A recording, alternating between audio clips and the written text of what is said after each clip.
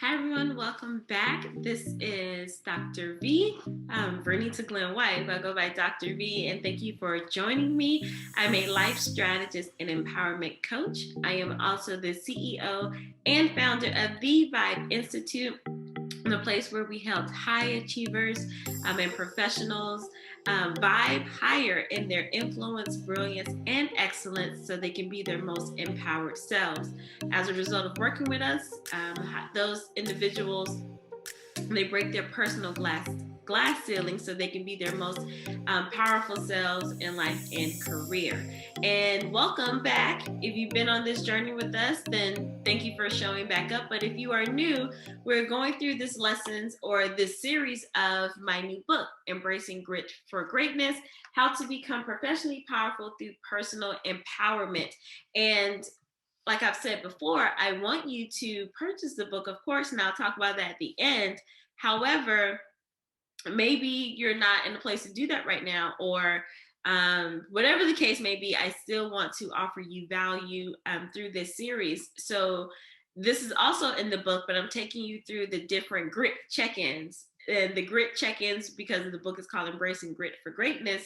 And if you don't know, you can research grit, but for my definition of grit, we talk about 5 different characteristics of grit, and the steps that I took and what I endured through my doctoral program and through my professional career were the same steps that I need to take in my personal life. So grit is more than just reaching a goal or accomplishing a task.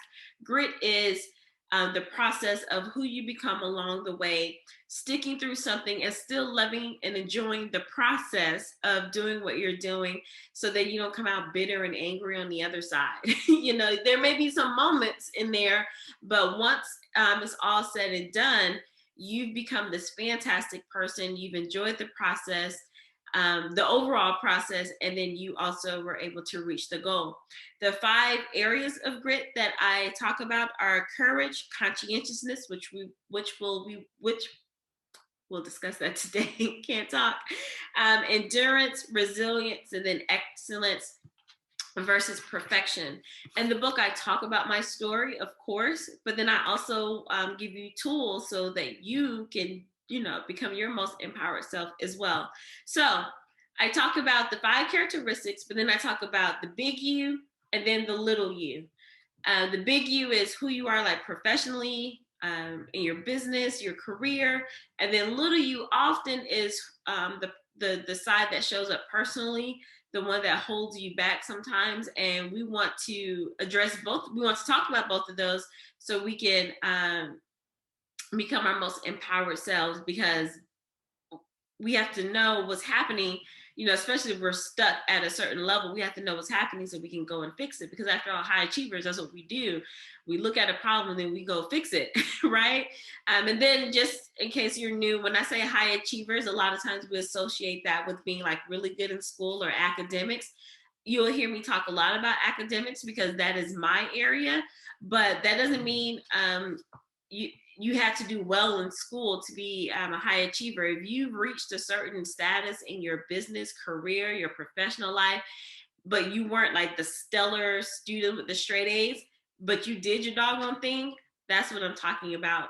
And a lot of times, a lot of people don't excel in formal education, but they excel in other areas of education where they had to go, I don't know, get a coach themselves, looked online, took some online courses that weren't necessarily attached to university. So I've said that definition, and that's what we're gonna go with. All right, so let's get into it.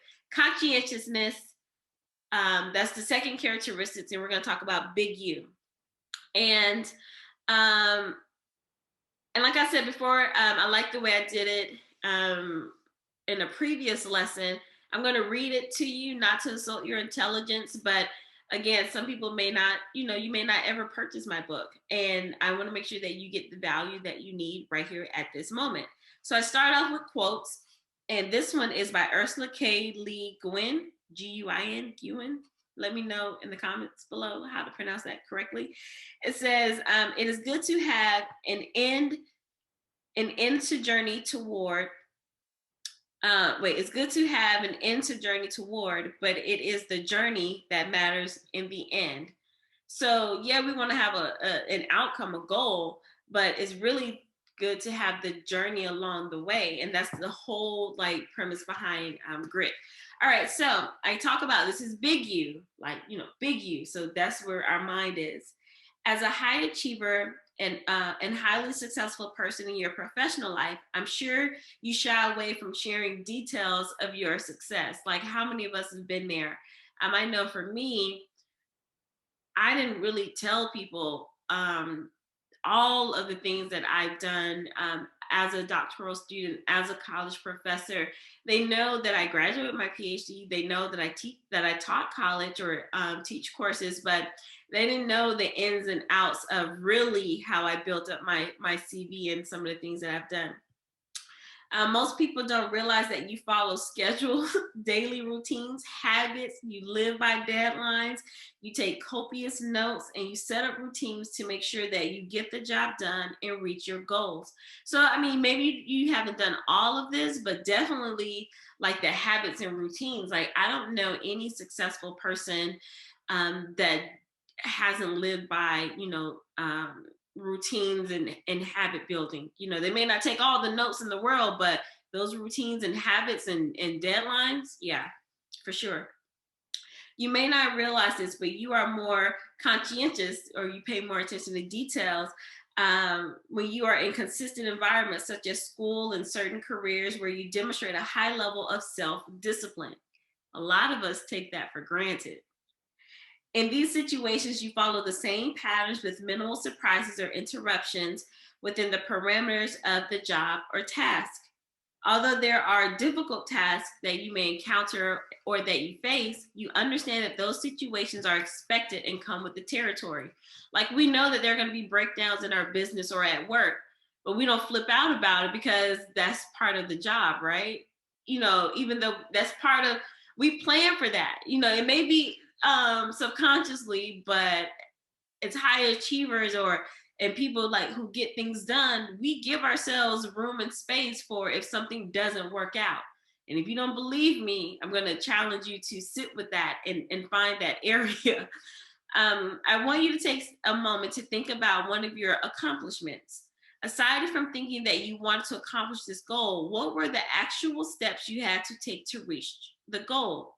Do you remember if you had to set any benchmarks, create a schedule, or develop a new routine? What was the goal and how did you feel once you accomplished it? Now, we tend to, like I said, a lot of times we don't give ourselves the space to celebrate. We don't we don't celebrate ourselves a lot.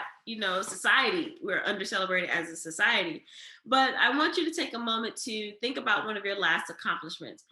Mine was writing this book. One that just popped up in my head was writing this book in the midst of a global pandemic. And you always hear people say, "Oh, I want to write a book. How did you do it?" Blah blah blah blah blah.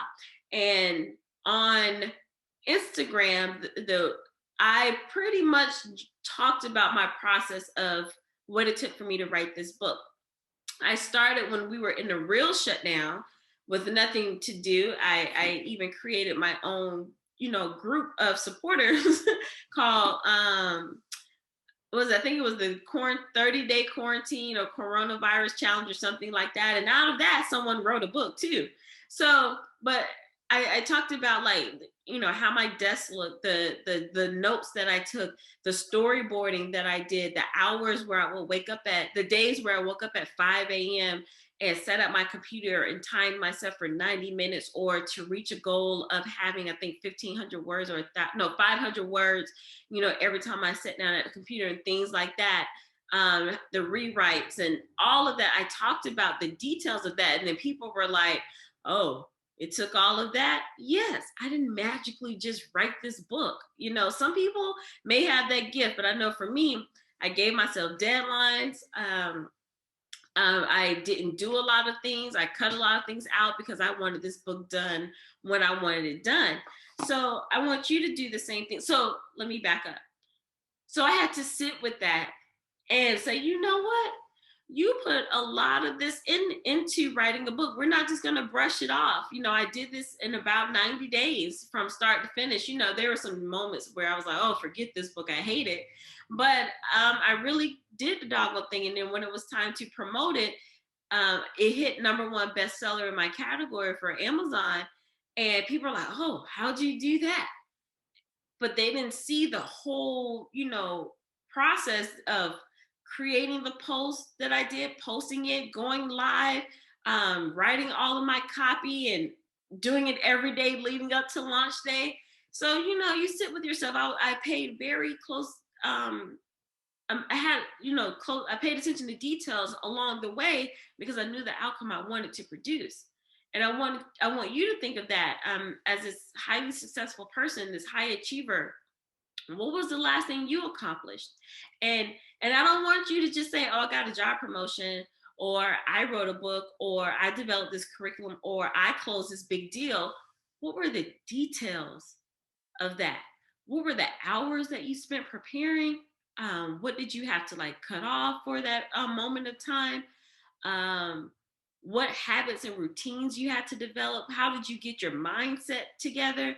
I want you to dig deep and think about that, because sometimes things come natural or easy to us, but they really don't come like that. We position and condition ourselves to be successful. We've gotten ourselves to this point because of some things we put in place. Now it's time to look back and shine a light on that entire process. What were those details? Because if you can understand the details and the level of commitment you had, the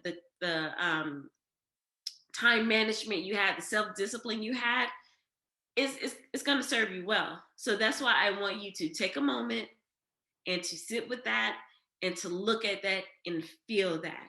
All right. So if you are bold enough, go ahead and drop some comments down below. And even if you're watching the replay, go ahead and drop some comments down below about when was the last time that you accomplished this goal, a big goal, and then lay out some of the details of what it took for you to get there. Even if it was like, I had to call these people on the phone for 5 days straight, whatever the case may be. All right. So, that was our grit check-in for being big U for conscientiousness, being paying attention to details, especially in our accomplishments. All right. So I am Dr. V. Thank you so much for listening and learning with me. And guess what? If you're like what's happening so far, you too can purchase the book. You can go to embracinggritforgreatness.com. No, embracinggritforgreatnessbook.com. Yes, embracinggritforgreatnessbook.com. That's also in the description bar. And when you purchase, make sure you write your order number down and then come back to that page, because I also have some special bonuses that I want to gift you with as well. All right, so stay tuned for our next lesson, and I will see you next time. Bye.